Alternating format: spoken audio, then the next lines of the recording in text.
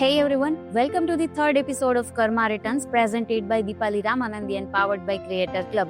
અને આજે આપણી સાથે એક એવી પર્સનાલિટી જોડાયેલી છે કે જેમને BCA માં ગ્રેજ્યુએશન કમ્પ્લીટ કરેલું છે, પણ છતાં આટલા મોડર્ન યુગની અંદર માત્ર 18 વર્ષની ઉંમરથી પોતે ભાગવત કથા અને રામકથા વાંચનારા છે અને એટલા સરસ મજાની કથા સંભળાવે છે અને એ રાજકોટમાં જ નહીં પરંતુ આખા ગુજરાતમાં સંભળાવી રહ્યા છે એવા શ્રી દિવ્યાબેન સાધુ આજે આપણી સાથે છે. કેમ છો દિવ્યાબેન? બસ આનંદ મંગલ છે.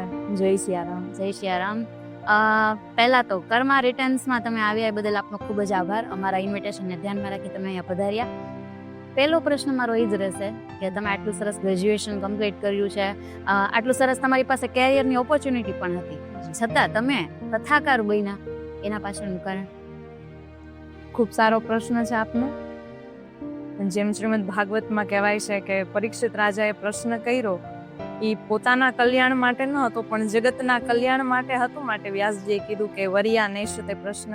એમ તમારો પ્રશ્ન ખૂબ ઉત્તમ છે, પણ હું જવાબમાં એટલું કહેવા માંગીશ કે મૂળમાં સાધુ છે. ગ્રેજ્યુએશન કર્યું, બધું કર્યું, ઓપોર્ચ્યુનિટી પણ છે, પણ કથાકાર બનવાનું મૂળ કારણ સાધુ છે. કારણ કે સાધુ છે ને એ પોતાના માટે ન જીવે, સાધુ જગતના કલ્યાણ માટે જીવે.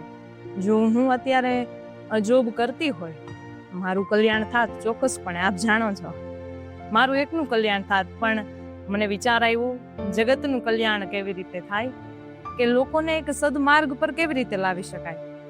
માટે બસ આ જ વિચારથી મેં મારી આ કથાકારની જર્ની ચાલુ કરી કે જગતનું કલ્યાણ કેવી રીતે થાય. અને સાધુ હંમેશા જગત માટે જ જીવે છે, પરમાર્થ માટે જ જીવે છે, પોતાના માટે.